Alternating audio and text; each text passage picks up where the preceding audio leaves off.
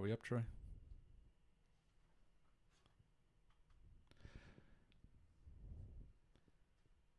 And we're live here tonight. Welcome. Thanks for joining us here on this Friday night for Hard Talk Live, episode 4. Wow. And welcome to Fright Night Part 2. And I am joined once again by my good friend, Dale_A from the Bat and Spider podcast. Please go head on over to Apple Podcasts or Spotify and subscribe to their channel. Dale, how are you doing this evening? Mr. Brian, I'm doing wonderful this evening. Thank you very much for having me back on. This is fun. I'm glad you can join me here, and I'm glad we could discuss a movie you've never seen until this past week. Yeah, this is exciting for me. And now you have 2 Fright Night movies in your life besides That's the right. remake. All of a sudden. All of a sudden, there's another Fright Night movie to watch. All of a sudden, 42 years of what I knew out the window. Just changed and just turned on its head. Yeah. Hi, Kurt. Hi, Yoli. How you doing tonight? Hi, guys. Yeah, Kurt said he missed you for Aliens. Sorry, Kurt. Yeah, I had to go it alone, but we got through it. Hey, Brandon, how you doing? Good evening, sir. Thanks for tuning in, everybody. Thanks for tuning in for this one. I'm very excited about this one because I've been talking about Fright Night 2 forever, especially to Dale. Yeah. I've told him many times about it, and I said we really got to do one on Fright Night 2. It's kind of like the forgotten, not the horror fans that love the first film, but it's kind of like the forgotten lost sequel that's hard to find. It's on YouTube. I don't know if that's how you guys watched it. If you watched it, I know Yoli and Brandon watched it. Hi, Kathy. Hi, Kathy. But you can't. There's no official U.S. release. Right. Just to go through a little bit of the release on Fright Night 2. The VHS came out way back in the day. I have a copy of it right there.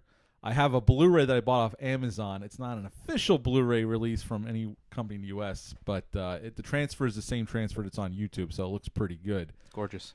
And but other than that, you can get a copy of the Blu-ray off Etsy. I know we were talking about that before we went live. And there is a 4K for you people that love that movie. There is a 4K available from overseas that you can get on Amazon. I think it was priced at about $30. It's not bad. But the Blu-ray is a little bad. cheaper, and if you really like it, the transfer is pretty good. It's the same transfer from YouTube, but YouTube's free, so I don't blame you for watching it there. Yeah, there you go. But anyway, I haven't really seen any new movies this week, so I have nothing to talk about. I've watched all older movies. What about you? Anything this past week before we get into this one? Well, I can tell you, I watched another movie, Brian, today that I've never seen before, and I can see why. What was that? I watched the 2010 Tour de Force Birdemic. Oh, Brian, have you ever seen Birdemic? I have seen that. What did you think of it? Oh my God! What did you think of it? What an adventure! This, I mean, I honestly, I'm kind of shook. Like, I feel like a part of me should have saved this movie Birdemic for the podcast Bat and Spider, because that's like our wheelhouse. Kind of like movies that, you know, maybe they're bad. maybe Birdemic is bad. Maybe it's genius. I don't know, but I was like, I need to bring something to the table. I'm going on Horror Talk Live tonight, and I need to bring something to the table. Brian's going to kick me out. So I'm scrolling through Peacock, one of the only stream services I have left. I saw Birdemic was on there, which is funny because I bought the stupid trilogy box set from Severin Films. I was going to say, I thought you told me you bought the box set. I have not unwrapped it yet, but I watched the streaming version of Birdemic, and it is so Birdemic is universally known, for the people who know Birdemic, as quite possibly one of the worst movies of all time. Like, it's in the upper echelons of that. Would you agree, Brian, with that? Yes, it's been a long time since I've seen it, but from what I remember, it's bad. Yeah, it's and it's not just the birds, which are bad. I mean, they're bad. They're bad. But the way this movie is edited together and the way these actors are shot, I can't, like, I feel bad going down this road. It's okay. Because I can tell when you read the behind the scenes of Birdemic and you read the director's, like, kind of vision, you know this director, Nguyen is his last name. I forget his first name. I apologize. He had a passion to make this movie. He really did. You can tell. But man, the execution on this movie is insane. It's so insane. Like, my mind is reeling from the fact that, it's like everything behind it. The Wikipedia page is gold. I recommend everybody, don't even see the movie, just read the Wikipedia page. Everything about it, everything from the director, like hijacking, wrenching himself into the Cannes Film Festival with like guerrilla marketing of the show. I remember reading about that, yeah. And it's so Birdemic is kind of like The Birds. These two boy and a girl have a meet cute in the beginning of the movie, and throughout the whole movie, there's like these not so subtle hints about climate change and greenhouse gases and stuff like that. And then the birds start attacking everybody. But the birds, I mean, I made a note. Did I make a note? Not until 50 minutes into the movie did the birds start attacking. But it's crazy. I didn't make a note. I lied. I didn't make a note. That's okay. But I mean, I am just flabbergasted. I am like, I'm obsessed, and I'm going to watch all the back matter to this movie. Oh, absolutely. I'm going to watch the commentary because it's I'm taken. I'm taken by this movie. It's that bad. I don't know what else to say. It's bad, but like, is it that bad? Am I just crazy? I might have to borrow it off you because I haven't seen it in a long time. I just remember it being very, very bad. But I'd have to do a rewatch on it. That's kind of one of those get drunk and watch kind of movies to have fun with. That's exactly what I thought. Like it's perfect for that. It's perfect to have a group of people together and just having a good time, and they throw Birdemic on, and it's right there. It's like perfect MST3K material. But it's from 2010. It's not from the 50s or the 80s. It's from 2010, and this movie was made, and it's like, that's amazing to me. Hey, he did have a passion for it. I just don't think he had. It's obvious from the filmmaking he didn't have the wherewithal or the knowledge of how to put a movie together. Yes. In a coherent fashion. By the way, folks, before we continue, my son here, he wanted to pop in and say hi. Hey, Troy. My son Troy, he's hanging out up here with us. He's excited to be here. He has not seen Fright Night 2, but he's just happy to be here. Yeah. Birdemic. I remember what I do remember. It's just not good, but I think it's due for a rewatch on a night that you can have a couple drinks and just have some fun with it. That's the way to do it. Speaking of bad movies, so bad they're good. The one movies I did watch this week, I went down Jaws lane, not with the original Jaws, but Jaws 3D. Which I just reviewed. You can check that out on my channel if you scroll on down. Which I've always had a soft spot for. It's not a good movie, but it's one of those movies where I remember them replaying it ad nauseum on like TNT or TBS when I was a kid. And that was the one that was always played. 2 and 3 were always on TV. And the original one was always saved for like network TV on a special movie night at 8 o'clock. Right. Jaws was like masterpiece theater. And I always thought like killer shark in a SeaWorld connected to the ocean is just a badass scenario. And it is 100%. It's an awesome premise. It's just not executed the best. But I can still have fun with that movie.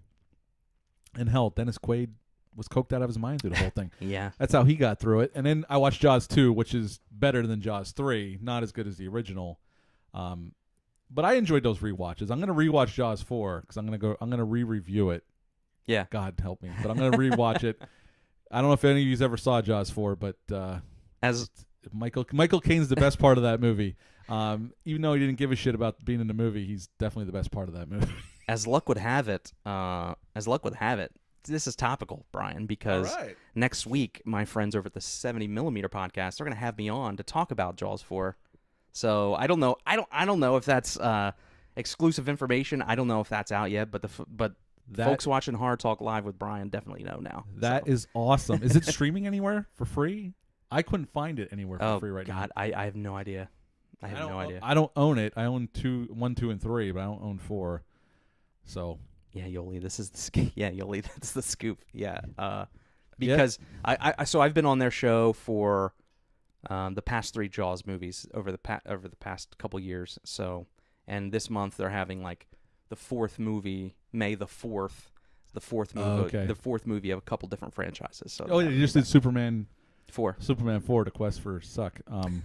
Yeah. So yeah, Jaws 3, you know, it's crazy that it exists, but there's so much of me that loves that movie for all the reasons outside of a killer shark. Like this underwater kingdom was amazing to me as a kid. Yeah, the whole just the thought of it was badass. Yeah. It was, and ever since then, ever since they tried to keep Great White in captivity, like that's always been something of interest to me. Ever since that movie, I always check in on like how the great whites are doing in captivity, or if there are any at this point, stuff like that. It's pretty crazy.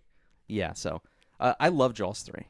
No, I like it. I can admit that it's one of those bad movies that are fun and you can have a good time with it.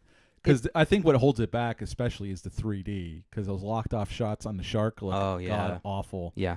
And then in high def on the Blu-ray, you can notice when right before Dennis Quaid and his girlfriend are going back into the command center towards the end before the shark, that awful shot of the shark coming right towards the screen. Yeah.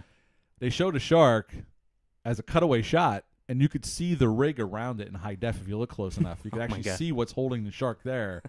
The structure around it, in the high def you could see it. Oh my god! And I never remember being able to see it before, and I've seen it many times. But the other night when I rewatched it, I'm like, oh my god, you could see the structure around the shark. That's funny how we go through certain things in like 4K and high def, and we notice these. You start noticing like little kinks in the armor. I mean, the shark looks probably worse in that movie than it did in the first two, but I think it's because of the 3D. It just shows it, and all of it's not so glory. Mm-hmm. Where Spielberg hit it for the most part until the end, and even in this, the second one they show it more, but even then they're like it's quick cut away from it. Mm-hmm. We see shots of it here and there. Yeah, but that was my week. Besides rewatching Fright Night 2, nice on YouTube because I was watching it with the Bat and Spider watch along. That was actually it's a cool setup they have there to be able to watch those along. That was really convenient too. Yeah, I mean, so in Bat and Spider, you could just in one of the activities in Discord, you could just share a YouTube link and kind of everybody's watching it in real time at the same time. It's amazing. Yeah, so that was my week. I went back to the ocean for a couple movies besides Fright Night 2, but I'm gonna watch 4 and I'm gonna re-review it. I don't know if it's going to improve, but we'll see. You never know. I might be surprised myself, but maybe. All right, Dale. I think we should get into this one. This is one I've been looking forward to talking about for a very, very long time, and now that you've gotten to see it finally, Fright Night 2. Originally, Fright Night 2. They wanted Tom Holland to come back before we get into the plot. Tom Holland was busy with a little movie called Child's Play, so he did not come back. So they got Tommy Lee Wallace, who did the very underrated, badass Halloween 3. I know some people don't like that movie, but I loved Halloween 3. It took me a long time to get there, but I really like Halloween 3 now. And they wanted the original cast to come back that's still alive. They wanted William Ragsdale, who did come back, Rowdy McDowell, who did come back. They wanted Amanda Burst to come back, and Stephen Jeffries, who played Evil Ed, to come back. Amanda Burst didn't like the script, but she was also busy with a little TV show called Married with Children at the time. All right. And Stephen Jeffries went off to work with Robert Englund on his directorial debut, 976 Evil. So he turned him down to go work with Robert Englund. That's why Evil Ed was actually in the original script. Whoa, I did not know that. So when he said he wasn't coming back to do 976 Evil, the Louis character, that's what hit Evil Ed. That character turned into Louis, the werewolf of the group of vampires. Oh my god, that would have been amazing. So that's what that character became when they realized Stephen Jeffries was not going to come back. So that's the difference. But now Fright Night 2 had a tumultuous release. We'll get into that later. But we got William Ragsdale back as Charlie Brewster. And I think he's just as good here as he was in the original. And we'll talk about that as we go along. Roddy McDowell's back as Peter Vincent. I like him yet again, and him and Charlie together are absolute fire. And they're the reason why we see. I mean, Chris Sarandon's amazing in that first movie. We all know that, but it's really the bond between Peter and Charlie that hold the movie together at the end of the day. Julie Carmen came in to play Regine Dandridge, Jerry Dandridge's sister. It's not a secret if you've watched it. Tracy Lynn came in to play the girlfriend this time, and she is Alex, and she is going to college to be a psychiatrist, which goes into how the movie begins. John Criles plays Louis, the werewolf of the group, and I like this aspect of it where she has a posse around her. Yeah. there's 4 of them in total because we got Brian Thompson playing Bosworth, or their version of Renfield, and I love his character too, even though he doesn't get a lot to do, but I like his character. And Russell Clark plays Bella, and he was actually a choreographer, an acclaimed choreographer, and they brought him in to teach the dance sequence. And they gave him the role, but there's a reason why he doesn't speak, because he wasn't an actor. He was a dancer. But that's how he ended up getting the role. He came in to do the dance choreography stuff, and they kept him for that role. And that's why he doesn't speak, because he wasn't an actor. That's funny. That's amazing. I love the beginning of this film. I know we were just chatting about this, how it's almost like you think they're going to recap the first one. And they are kind of what the footage are showing. And then you realize it's Charlie talking to his psychiatrist. Yeah. And I love that kind of misdirection of it all. And we come to find out right in the beginning of the film that Charlie is going to the psychiatrist, and he's now convinced that Jerry was not a vampire but a serial killer, and vampires are not real. And him and Peter are still friends, but Charlie doesn't talk to him as much because he's trying to push that part of himself out of the way. And Alex is totally on Charlie's side, where there's no such thing. She doesn't believe in vampires, none of that. And we see them going to school and that, but pretty soon this sultry woman moves into Peter Vincent's building, and we're introduced to Regine Dandridge and her posse. And pretty soon she sets her sights on Charlie. And from there, pretty much it's a game of seduction, destroying Charlie's life, destroying Peter Vincent's life. And then eventually we must know that we have a final battle between the vampires and our fearless vampire killers. And that's pretty much Fright Night 2. I don't want to go too long on the plot because we're going to talk about our favorite moments as we go along. But Dale, since this is your first time watching this, I'm going to give it to you, and you go as long as you want to. What are your thoughts on this movie, and what are your favorite things about it? So man, this movie, like, I'm still processing the fact that I just saw and witnessed another Fright Night movie. Now, it's crazy because, as big as a fan as I am of the original, obviously, like, I never made time to see Fright Night 2, even though it's been out there and stuff. But so now all of a sudden, I have more Fright Night in my life with arguably, like, the main characters that matter are back in the movie. So it's not like some throwaway sequel just to keep the franchise going or something like that. Yeah, where you only bring one person back and they're throwing all these new... I mean, they throw new characters at you, but you get your core 2 are back. So. Yes, exactly. But what I liked was William Ragsdale, I like how they established that it's been 3 years. He's been in heavy therapy for 3 years with Mr. Leon Carosi of the Malibu Sands Beach Club at Saved by the Bell. Yes, that's right. And like, he's finally starting to come to grips with whatever happened in his past is in the past, and there's not vampires, it was a serial killer. And he's kind of like being normal with his girlfriend, and whom I love, by the way. I love this girlfriend. Yeah, Alex. I think she's an upgrade from Amanda Burst. No offense to Amanda Burst. I like her in the first one, but I think she's an upgrade for the sequel. I think they picked a better option, honestly. I thought she was an amazing actress, and she played her part well. She was like reactive, and she was she had plenty of emotion for the character.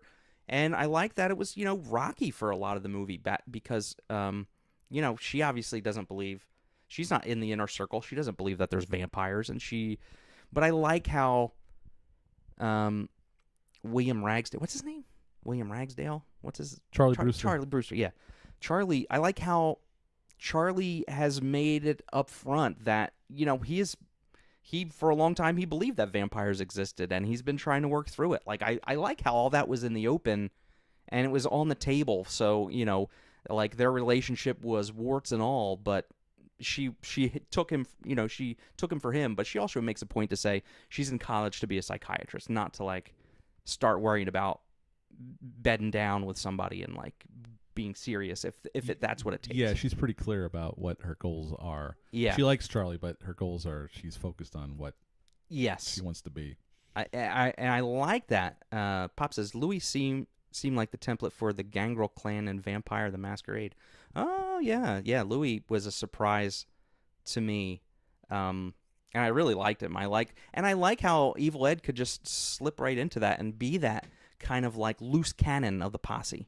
Yeah, out of the original cast who didn't come back, I missed Stephen Jeffries could have fit right in there, and even with who was there. I would wish they would.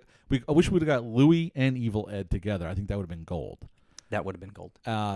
As it was, unfortunately, we didn't get that. But I think Louis is a great character, and he's kind of like the goofball of the group. But then when he turns it on to be menacing, he is menacing. Yeah, and I love the makeup on him. It's a different look for a werewolf than we typically get. I think he's supposed to be a werewolf vampire hybrid kind of thing, but because he does drink blood.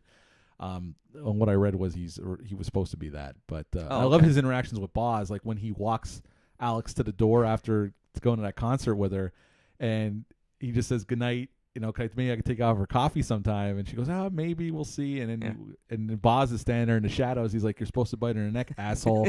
And he's like, I wasn't thirsty, dude. I'm good. Yeah, this is love we're talking about. Yeah, he thinks he's going to fall in love with this chick. Yeah.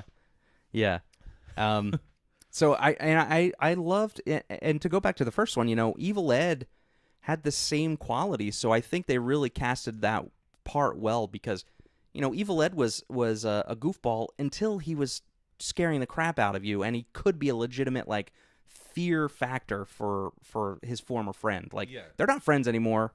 No, at that point it's over. Yeah, and especially when he's going after Peter in the first one, he turns it on when he when he's going to kill. He's trying to bite him in that. I love that scene in the first one. Yeah, exactly. And Charlie goes through some stuff, and during this, Julie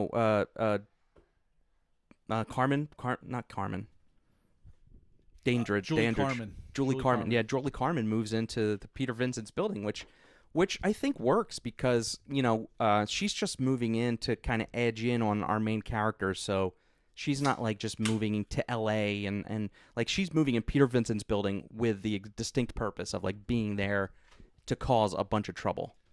Oh yeah, her intentions when she shows up, like she's there to wreck shit. Like she's there to get in the way of their relationship, Charlie's relationship with Alex, and everything. Mm-hmm. And she does that very quickly by seducing Charlie when she shows up at his dorm room, and she bites him that first night. And I love how like the next morning he just thought he overslept, and he's like the sun's kind of bugging him, and I like how they go through all that. And I also like when she does go to his apartment or his little whatever I don't know if it was a dorm or apartment.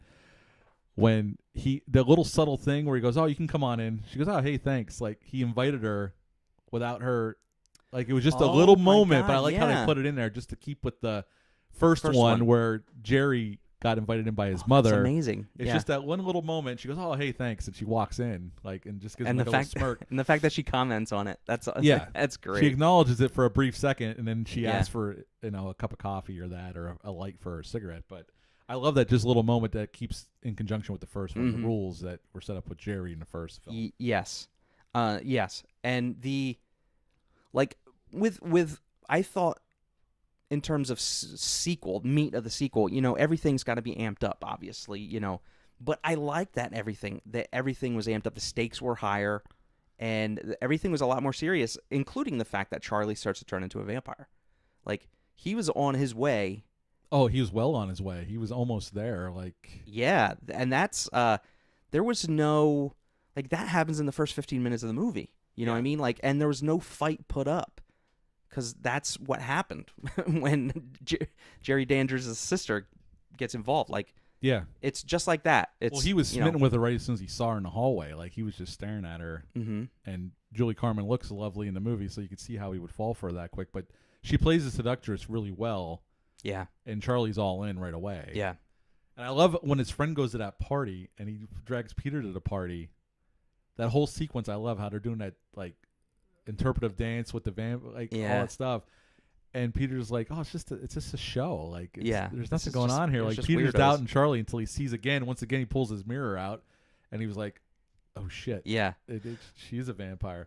Which I think the timing of that was perfect, because I didn't want, if in order to get this movie rolling and to have Peter and Charlie on the same side again, Peter was going to have to realize that there were vampires again. Yeah. So very quickly they went from, in the same party, Peter's like, these are just like LA elite goofballs being, performance artists. Like, this is how they have fun.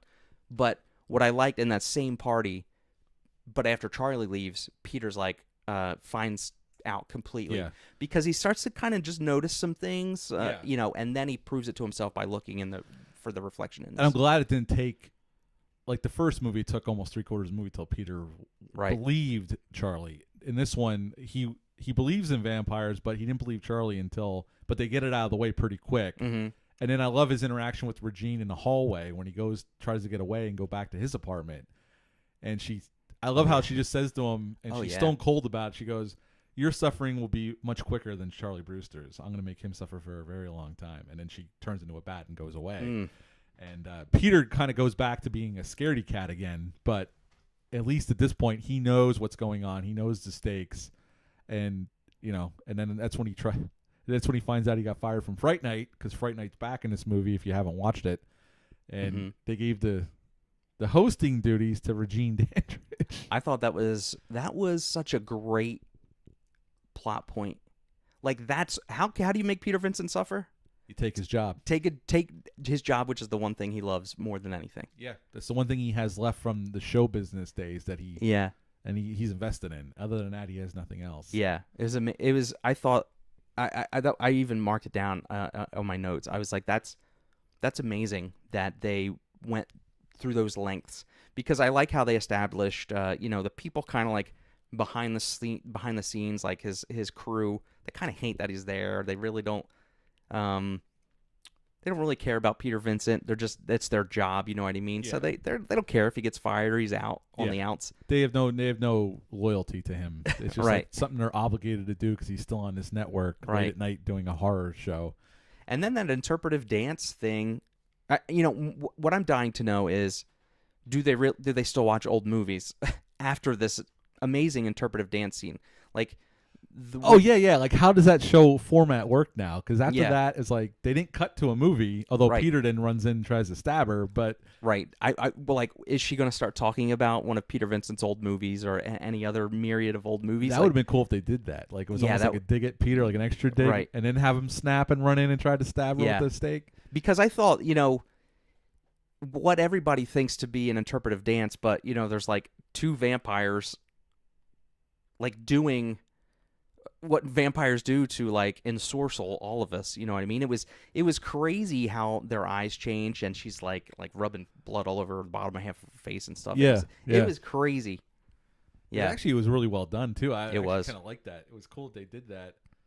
Sorry, Brandon, I was going to reply. Yeah, maybe Joe Bob will start doing interpretive dance. That him and Darcy, that would be something, Brandon. That would be something. I would I would like to see that.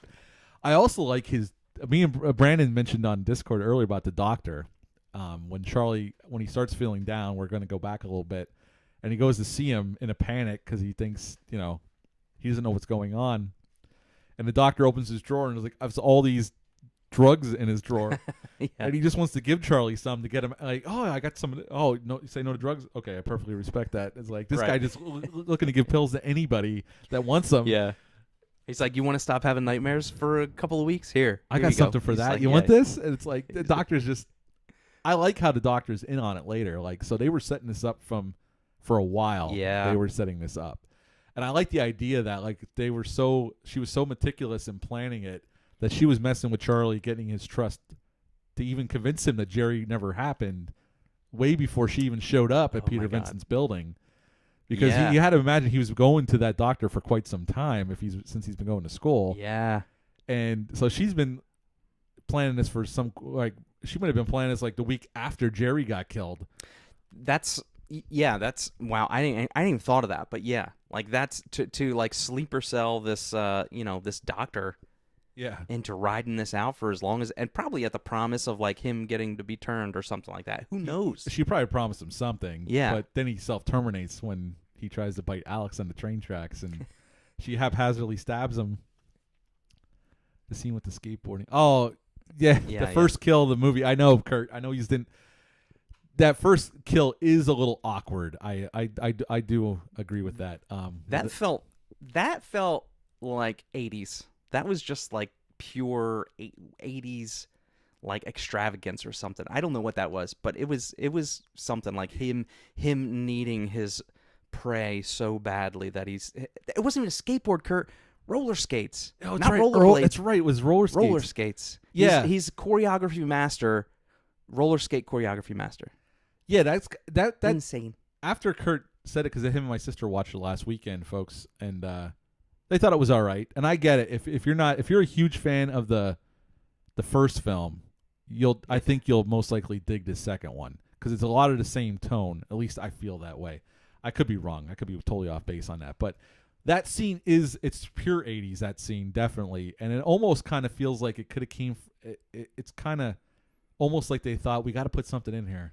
We got to get a kill early on. Yeah, it was kind of like an afterthought. Let's put this in here. We'll put him on roller skates. We'll kills this random chick we don't even know who she is.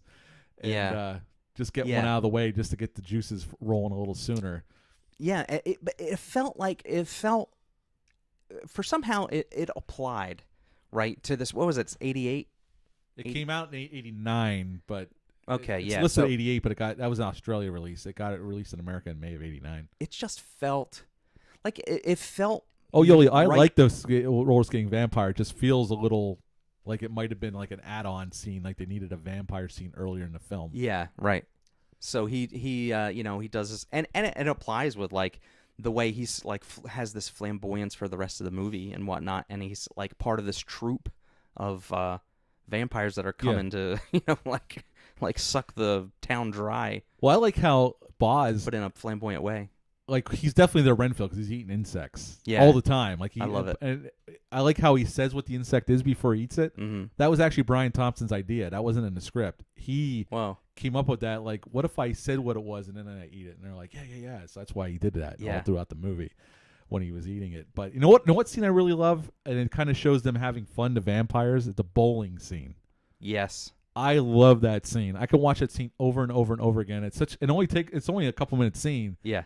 But I just love how they're just having fun, but then there's a severed head and the ball return. Yeah. And they're drinking the blood out of the guy that's on the bar. The guy that was the bartender. He's like on tap. Yeah, he's on tap on the bar. I love that scene. It just tickles me to watch that.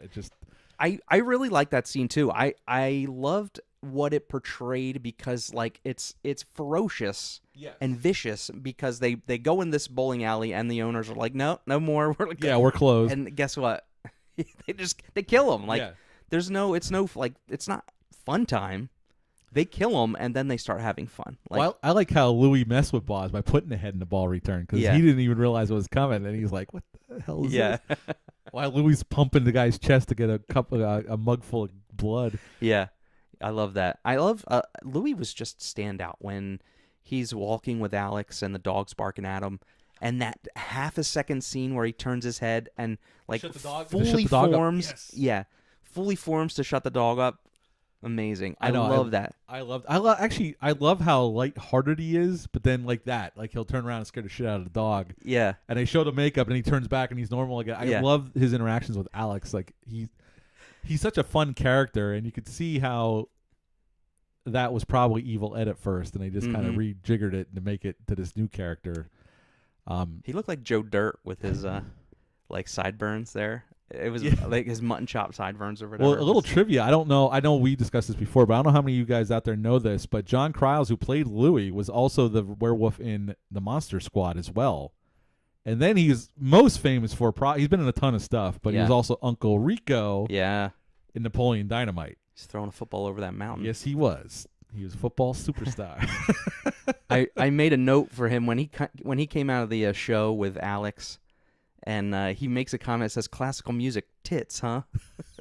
Like he was like so thrilled that he got to attend a classical music concert. He with a girl that he kind of digged. Yeah. Because I also like what he says to her at the library when he goes there to kill them. Like he's not there to be nice. Like he's nice at first, but then he turns it around. Yeah. And when he startles her, he goes, "You look good scared." He says to her, like just out of he just throws that comment out. And I'm like, that's a great line just to say that to her. And then he's like friendly again. And then he turns it on like, "No, I'm here to kill you." Yeah. He's like, and actually, another piece of trivia, quick, because she stuffs roses in his mouth, and he goes away. That's actually in vampire lore. Yeah. And that's like, this is one of the few films that use that trope where roses will repel a vampire. And I thought that was pretty cool that they had that in there. Kurt said Kathy was right on the tits comment. I think that made the first time it was used like that. I might start using it I know, it's a daily. great line, and nobody will really know unless they Yeah. saw this movie what the hell you're talking about. I did make a point to what you just brought up too, because I liked how they had the established lore of the vampires in Fright Night, but then they start like bringing in old forgotten lore on how to fight vampires, like most notably probably from the novel Dracula. Yeah, because she just read Dracula right before that Right. scene with Louis, and Charlie shows up at the library. So I liked that because it was the roses, and it was like that garment from the church, Oh yeah, they used towards the end of the film. Yep. and yep. the those communion wavers. Yeah, they put it in her coffin. I Yeah. loved how they started like building in more of this like already existing kind of forgotten lore. Oh yeah, I love Dracula. I haven't read it in a long time, but I love that novel. Yeah, I love how they brought some of that old timey stuff in, and it's stuff that's been in other literature. It's just old, like it's kind of forgotten stuff or not used anymore. And I like how they incorporated it into the movie. Yeah, it was great. And it was a good way to build off the first film, instead of just like holy water and crosses. I mean, they used those things, but Yeah. they brought some other things, ways to fight the vampires in, as well. And I like that. It was awesome. My son is popping in and out. He's just happy to be here. He's producer, Say hi. Hi. producer and engineer. Producer, yeah, he was helping Dale set up tonight. He loves setting up stuff like this. I love all that stuff too, and honestly, Jerry Danders in the first one is the GOAT when it comes to me, he's probably my favorite vampire baddie because Chris Sarandon just knocks it out of the park. I love Yeah. Kiefer Sutherland and Lost Boys, and I love some other vampires too, like from Near Dark and that. But Jerry Danders is probably my favorite just because of how good Chris Sarandon is. I mean, he's to just dwell on him for a second.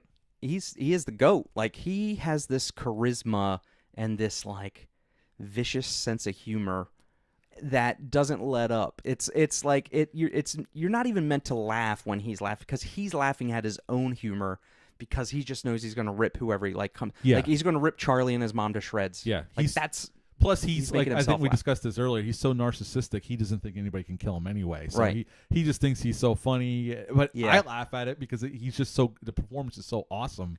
Yeah. That you can't help it going along. It's But amazing. to give Julie Carmen credit, and I'm not Yes. saying she's as good as Jerry or Chris Sarandon in the first film, but she makes a damn good Yes. villain for the sequel. In a different kind of, she's menacing too, especially towards the end. Agree. Or when she's giving like when she's telling Charlie she's going to make him suffer forever. When she tells him, "I'm going to turn you, and you're going to live forever, and I'm going to torture you forever." Like, that's how much she hates Charlie Brewster. Yeah.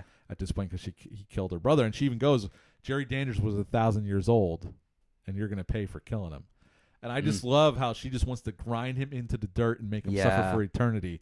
And I think she's really good here, and she deserves some credit for picking up the mantle and going with it in a little bit of a different direction, but she brings the same intensity in parts as well. Again, I'm not saying she's as good as Chris Sarandon. I'm not saying that, but she's a pretty damn good Yeah. new villain for the sequel. She brings an energy that's believable as Jerry Danders' sister, and that's not that is a very high compliment, because she has this charisma and the way she carries herself as this like quiet, subtle, confident vampire, and it's I think it's an amazing performance from her. Yeah, she's very good. She plays the seductress good, Yes, and then when it's time to turn it up, she turns it up. mm-hmm. And I think she's really good here, and I enjoy her performance a lot. I think, for a sequel to a classic, to a film that I really love, I always felt like this is a sequel that movie deserved. And I'm not saying it's as good as the first one, but for a movie that's kind of been forgotten or kind of shoved off to the side because of distribution issues and rights issues, I think if Yeah. more people saw this, they'd appreciate it for how good it is. I agree. And I briefly read a little bit about it, and there was even a planned third one. Like, they wanted to make a third one in 1990 or 1991. Speaking of that, yes, we'll get into a little trivia right now before we get back to a little bit about the movie. A third one, Tom Holland was actually going to come back to do the third one. Wow. Him and Roddy McDowell were going to meet with Jose Menendez, who ran Live Entertainment, who distributed Fright Night. Well, it escaped into the world. It didn't really get a full distribution. That's the way they planned it. Unfortunately, Mr. Menendez got killed by his two sons in a very famous murder trial back in the day, and the third one never got made because the second one didn't do well. Well, the second one didn't do too well because before they could really get the marketing get going, Mr. Menendez was killed before all this could take place, and Fright Night 2 was like released in a handful of theaters. It made about $3 million, and then it got whisked away to the VHS market. That's why it never got a wide release, because Tommy Lee Wallace did an interview with Mick Garris on his podcast back in the fall. Yeah. And they covered this a little bit. And Tommy Lee Wallace even said, he goes, yeah, right before our movie, they were going to ramp up advertising for our movie. Mr. Menendez was killed by his two sons, and not only did they kill their father, but they killed my movie. Yeah. Literally killed my movie, because after he died, his movie was just kind of shoved to the side. It barely got released, and that was it. And that's why. Yeah. And the rights have been tangled up. That's why we never got a true release for it. I mean, it got a VHS release, that one right there, and it had a DVD release in the 90s or late 90s, early 2000s, but it went out of print really quickly, and I think it was a full screen one. It wasn't even a good release. And it's been hard to find. It streamed on Amazon Prime like back in 2021 for like a brief month, and it got yanked right away. And I know in the beginning of this year, because we were talking about it on Discord, that they announced they're going to give it a first official U.S. release on Blu-ray or 4K. And Cablasto just put it on the other day, and I've been scouring the internet, and I cannot find any release date for that coming, even though they said it would be out by the end of the year. Mm-hmm. So thank God it's on YouTube, because I don't know how. I mean, you can get a Blu-ray off Etsy, like I said. I have a Blu-ray with on it that I got off Amazon that was being sold through this third party that were burning them, and it's the same transfer as YouTube. I don't know why this movie is so hard to get an official release, but it's a shame. It's just like languishing in copyright hell, I guess. I don't know. What a shame. I mean, I loved everything about this movie. I really enjoyed it almost as much as I enjoyed the original. I liked, just to go back to, I like Peter Vincent got to talk about and still had props from his old movies. Oh, yeah, I love that. It felt good that he got to kind of like flex a little bit and like help Alex equip for the fight to come. And he's like, oh, this is from, Creature of the Vampire. Bah, bah, bah, bah, bah, bah. Hold on for a second, Dale. Yoli, this is actually the book Tom Holland wrote. It's a prequel to the original Fright Night. It's called Fright Night Origins. I just got it today in the mail. Yeah. I've heard good things. I'm going to read it very soon.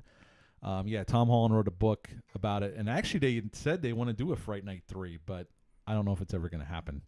But yeah. I think I think around Christmas time or soon after, like Tom Holland was like really advertising that book. Because it just came out back. Yeah, it just came out not too long ago. That makes sense. I mean, he probably wants to get the word out there because he's still got stuff to say in his universe. Yeah, he just did an interview with Mick Garris too not too long ago on his podcast. I didn't get to listen to the whole thing, but if you're not listening to Mick Garris has some good guests on. It's definitely worth. He just had on. Like a month or two ago, I think last month, the guys who directed Scream 6 and 7 or 5 and 6. Yeah. And that was a pretty good episode too. Yeah. Just about the production of, coming in and doing Scream off of Ready or Not. That was a good one too. That's a little plug for Mick Harris's podcast. You can find that on Apple Podcasts as well. Back to Fright Night 2. The final battle when Charlie and Peter and Alex I love how Alex gets Peter out of the insane asylum. Where that one kid's just like helping him, like, yeah, Peter Vincent, vampire killer. You got vampires to kill. I'll help you. This kid felt like he was somebody. Like he could have been a standout, or he was like somebody outside of this movie. You know what I mean? And they put him in because it was so like he had such an iconic role for a couple lines of dialogue. Yeah, and he helps him get out. And I love how she talks her way in and she gets Peter out because now she's a full believer. She's seen things that she can't explain. And this is right after she read Dracula for Charlie, and she's like, now I see why you like this stuff. This is actually pretty good. Right. I'm like, see, she has an open mind. She's all on board now. But I love how she breaks him out, and they make a beeline right for the apartment to try to get Charlie and stop him from turning and kill Regine and the rest of the crew. Yeah. And I like that last battle because I like how when Boz gets slit and all the bugs just come out of his Dude, that is iconic. That was so thoughtful to have his distended stomach full of bugs. Yep. Yeah. It was amazing, and it was like the practical effects in this end sequence, and that was one of them. Was just like really top notch. Yeah, it was well done. Yeah, they did a lot of well. And it was disgusting. Yeah. But it was on brand. I mean, all you do is see the guy eating bugs, so why not have like bugs flopping out of his gut like They're that? just pouring out of him when he gets sliced open. Yeah. And this is when they wrap. What's his name? The one vampire with that robe, and he starts melting. Yeah. Like you see his skin melting off, and Another great practical effect. yeah, they did a really good job. They had a little bit more money than the original film.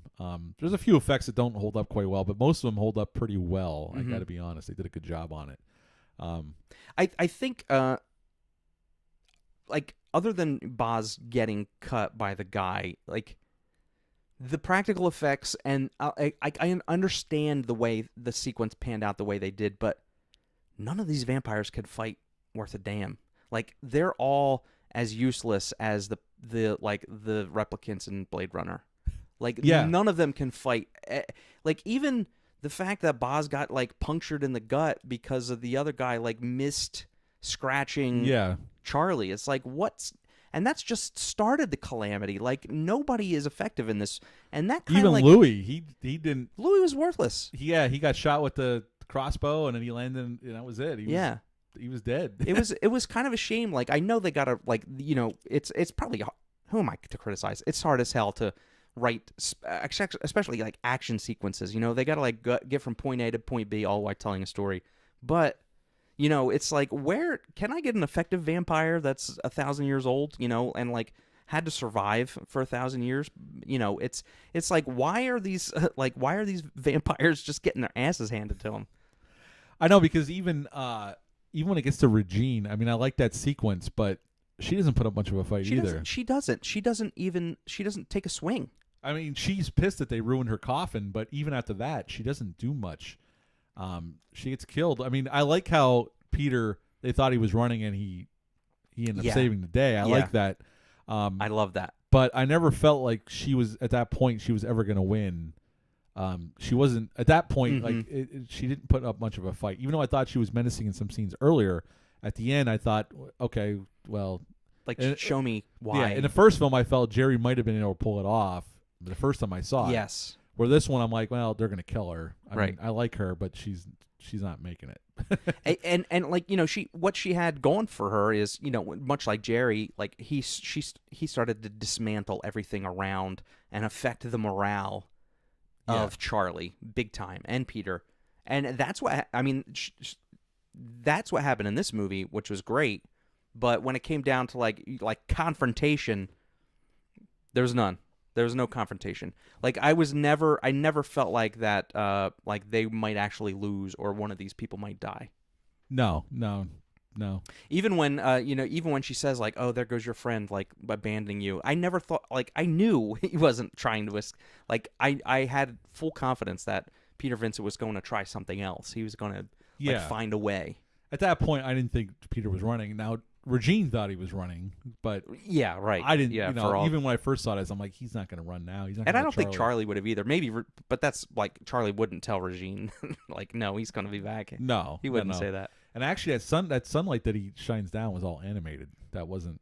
Oh, really? Yeah, that was all animated in. It did look a little weird. Like what? I mean, the sun must have just been coming up to be coming in, like that there. That angle, so he can angle it down the shaft. But it worked. It worked. It got the message across because it's taking place in this old apartment building. It's not like as easy to pivot light and stuff in the house. They're like in the basement under the elevator shaft and stuff like that. So that it worked well. Yes, we do need a physical release. Hopefully, we get one. I agree, McPilot. You can get one, like I said, but they're not official. Yeah. It's one of those movies that definitely needs I wish Scream Factory would get a whole lot of it, or Kino Lorber, or somebody. I know, and I know one of these boutique labels tweeted it out, but there's been no, they haven't followed up, since. And there's nothing out there. Yeah, like I said, I spent a whole hours scouring the internet. I can't find it because my Blu-ray is good, but I would love an upgrade, maybe a documentary or something about it. That's like it's like elusive, like the Hitcher 4K. Like they definitely announced it, but I know. There's no news. It was on supposed to be out by now. Yeah. When it was official, when they announced it, it was supposed to be out by what, February or March of this year? Mm-hmm. And I haven't seen nothing. And it was originally supposed to be like October or November, and then they pushed it to February, March. Now, who knows? What's wrong? Why can't we get? I know. Why can't we have nice things? Why do you elude us? Don't elude us like this. Us physical media nuts need this and need it now. Yeah. Do me a favor, folks. If you have an account, hit the like button and subscribe if you're not subscribed to my channel. I upload a bunch of videos every week, and yeah, he makes a lot of effort. He does a great job, and I give him accolades. I love what he does, and he takes the time to watch these movies, and he brings the facts. Yeah, and please subscribe to Bat and Spider wherever you listen to your podcast on Apple or Spotify, because those guys are awesome too. They just did Virtual Combat yesterday. It dropped. I listened to it. Oh, thank you. Yeah, I haven't seen the movie yet. That's okay. But it's on Tubi if you're interested. Oh, thanks. Appreciate that. We try to make it interesting. Now, I know, Brandon, you watched this yesterday. Yoli, you just watched. Yoli, was this the first time you've ever seen Fright Night 2, or have you seen this before? I know, Brandon, this was your first time. I think it was I think I saw it was a rewatch on Yoli's Letterboxd review. But 4 stars from both of them. He has like every movie, so he'll do a review. I don't have every movie. Okay, here we go. I thought it was a rewatch too, but I wasn't sure. I know you're a big Fright Night fan. And I think some people don't realize there's a sequel. Some people, like, I know when I brought up to you, you're like, "There's a Fright Night 2?" I don't know if you were even sure of it. I think maybe last year at Fear Fest. I think I knew before there was a Fright Night 2 kind of, but at Fear Fest when they had we were merch, talking about the Toxic Coffin guys. Yeah, they had merchandise. Yeah, I was like, they have a shirt. Yeah, and I'm like, "Oh yeah, you never saw Fright Night 2?" we gotta watch that.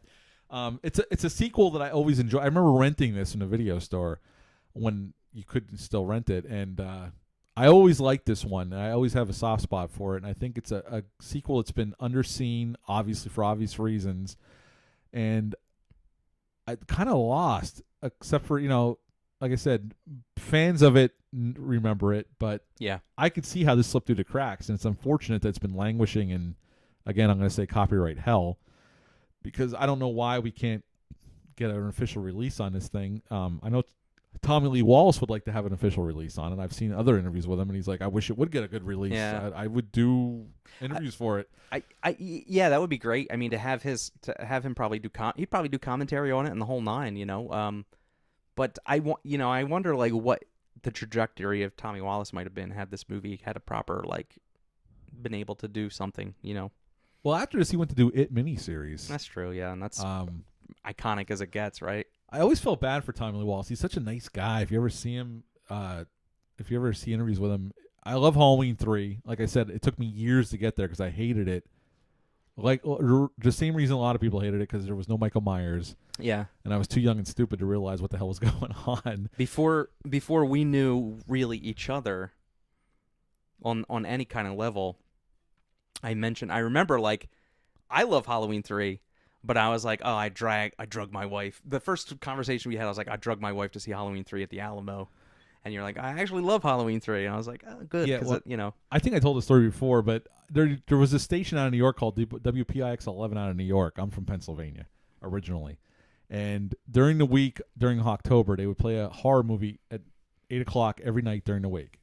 Usually it was Friday the 13th, Phantasm 2, Halloween 1, Halloween 2. And back then, I didn't know what Fangoria was. I was too young, and the way I knew what movies were coming up was through the TV Guide, if you can remember that, for people my age that remember the TV Guide. And I'd plan out my week of watching what movies I wanted to watch. And I remember all of a sudden there was a Halloween 3, and I'm like, I didn't know there was a Halloween 3 existed. And I'm like, Halloween 3? Holy shit, I got to see that. Yeah. So I got my snacks, I got my drinks, and I sat up in my grandfather's bedroom, because I wasn't allowed to watch it downstairs, and I got ready, 10 to 8, I'm ready to roll.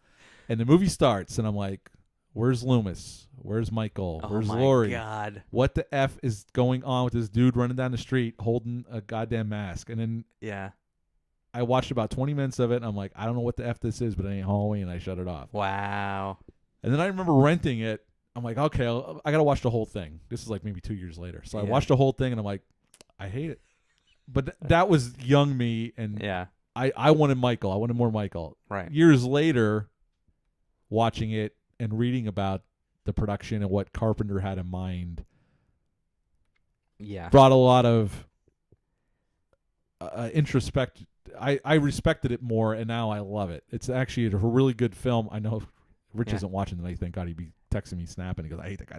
He hates it, but it's actually a really well done movie. So for Tommy Lee Wallace to direct Fright Night 2, it's kind of serendipitous because he did a Halloween sequel, he did Fright Night 2, and then he got the It miniseries. Yeah.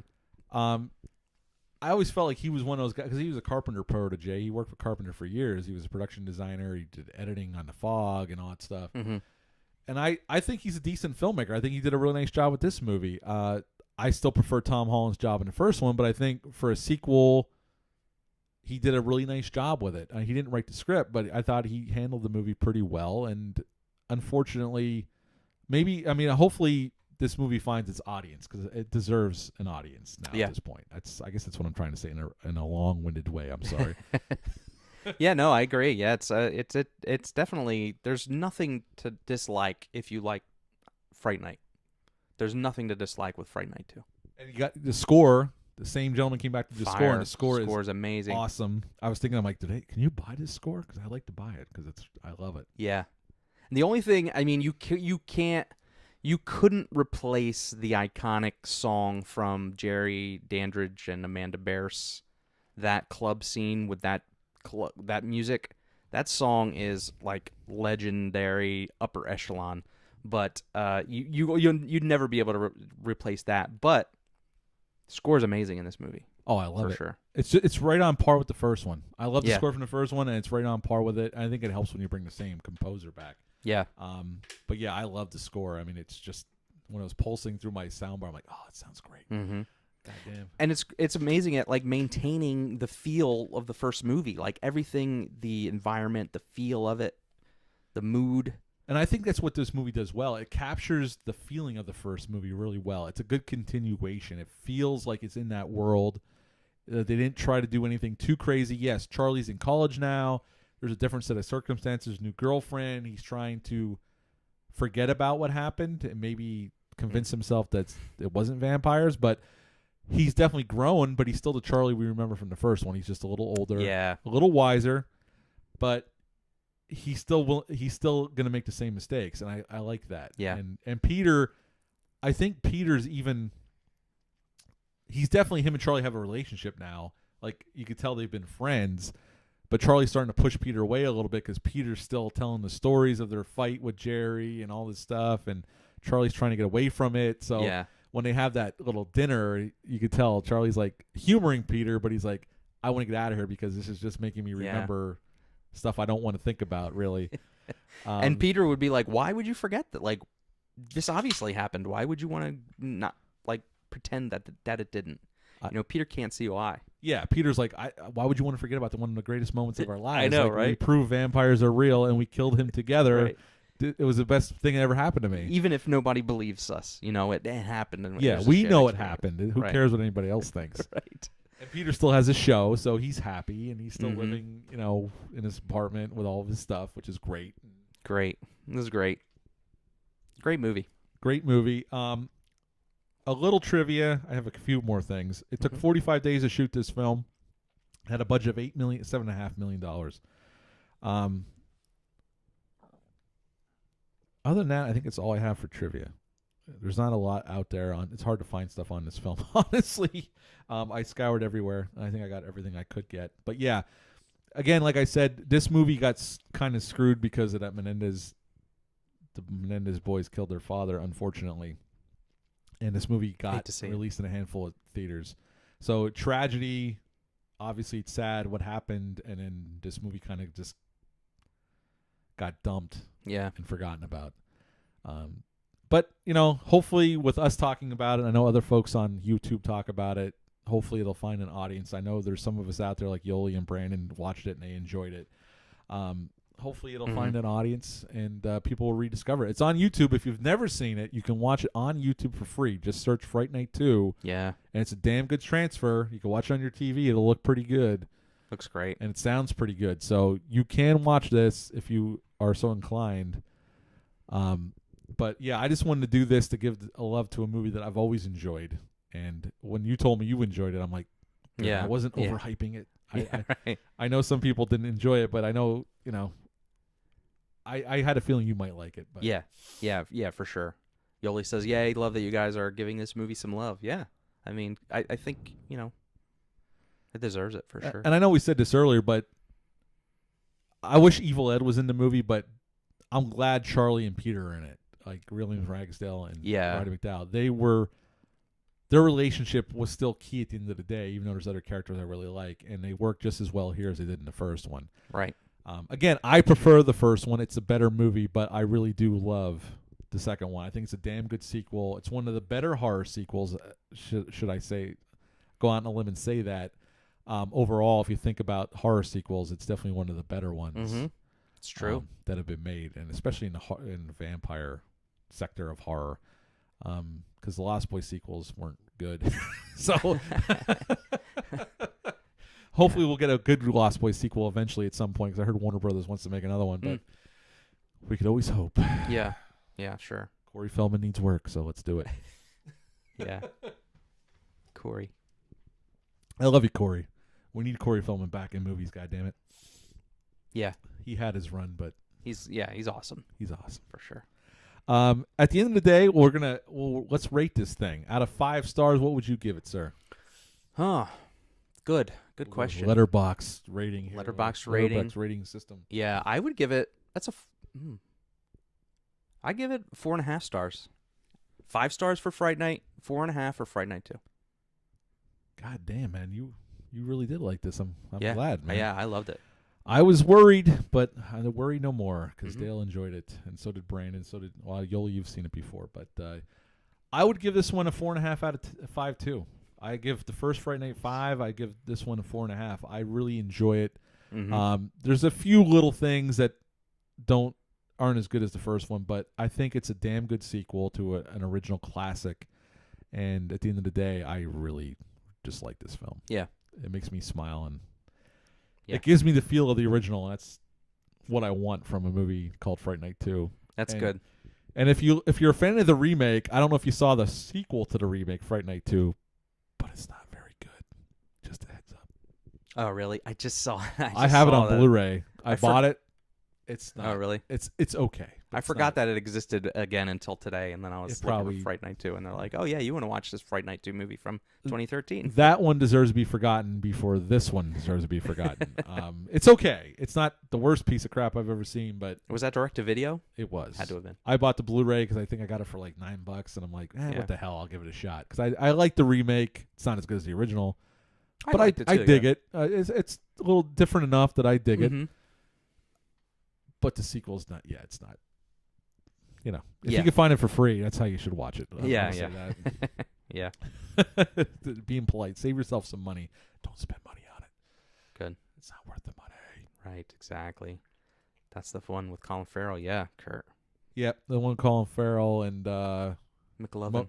McLovin's in it. Imogen Poots plays the girl. What's the kid's name? Plays Charlie. He passed away, unfortunately. Oh, Chekhov, or is it the guy from The guy that played Chekhov in the Star Trek remake. Yeah, what was his name? What was his name? He was a great guy. Yeah, he was. I like Colin Farrell as Jerry Dandridge too. He was good. He was different enough. He definitely was different than Chris Sarandon. Mhm. Chris Sarandon makes a cameo. He's the guy in the minivan, or the guy in the car yeah. on the highway that gets killed. Yeah. And I like what's his name is Peter Vincent. He's definitely different enough. David Tennant. David Tennant. I like him. He's different. If he would try to parrot Roddy McDowell, I would have hated it. Yeah. I think they went in a different direction. That was for the best. I think it was a good. Because if he was just trying to do Roddy McDowell, I would have been like, Right. Why? Yeah, Roddy yeah. McDowell's Roddy McDowell. He's awesome. We don't need to do somebody parroting him. You know what I mean? Yeah. But the remake's all right. I like the remake. I saw it in the theaters. The CGI doesn't look good, but I think it's a good enough remake. Mm-hmm. Anton Yelchin. Yep. R.I.P. to him. He was a great actor, and unfortunately he left this world way too soon. Yeah. He was in a movie. I don't know if anybody saw this one, but it's a Dean Koontz adaptation called Odd Thomas. I've heard of that. Steven Sommers directed it, the Maybe. guy who directed The Mummy and Deep Rising Oh. and Van Helsing.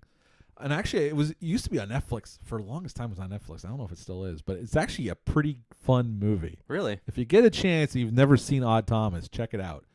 It's definitely worth a watch. I enjoyed that. I only saw it once, but I remember liking it. I don't know where it is right now on streaming, but it used to be on. It was parked on Netflix forever, but I don't think it's there anymore. Yeah, talking about Anton Yelchin just made me think of that. But yeah, Odd Thomas, directed by Steven Sommers. If you're interested, check it out. It's a pretty fun movie. Good to know. But we're gonna wrap this up, folks. Leave a comment down below. What are your thoughts on Fright Night 2 if you've watched it recently? I know some of you. I read Yoli's review or her rating. Brandon, you had a great review on Letterboxd. What are your thoughts on this movie? On this forgotten sequel or underseen sequel, I should say. I really enjoy it. Dale gave it a 4.5 out of 5. I gave it a 4.5 out of 5. If you haven't seen it and you like the original Fright Night, I highly recommend going to YouTube, search Fright Night 2. The whole movie is there. It's a really good transfer. It sounds really good. Mm-hmm. You can watch it on your big screen, just streaming YouTube. It's definitely worth your time, especially if you're a fan of the original film. I think it helps if you like the original film. If you've never seen the original film and you go watch the sequel, you're going to be like, what the F is going on? But if you like the original film, the sequel does capture that feeling and that tone really well, and it's a damn good sequel. So I know I've said it how many times. I'm giving this film, I'm kissing its ass, but it's worth kissing this film's ass because I like it that much. Agree. So yeah, search it out if you haven't seen it. If you have seen it and you haven't seen it in a while, go on to YouTube. You can watch it for free. It's definitely worth it. I highly recommend it. 4.5 out of 5 from me and Dale here. I want to thank everybody on this Friday night spending some time with us. I know Joe Bob is starting, and a lot of you folks want to go over and see what Joe Bob's got going on tonight. Him and Darcy. I think me and Dale are going to watch John Carpenter's Vampires and keep the vampire train rolling. But thanks once again. We will be back again. Dale, I'm sure, will join me at some point again. I will be back in June. I don't know if Dale will be. We got to plan it out. We got to talk about it. I don't know what movie I'm going to do yet. I will put it out there when we get there. It'll be a horror movie. I just don't know which one yet. But thanks again. Have a great weekend. Enjoy. And we're just going to say good night, folks, and thanks for hanging out with us. Bye.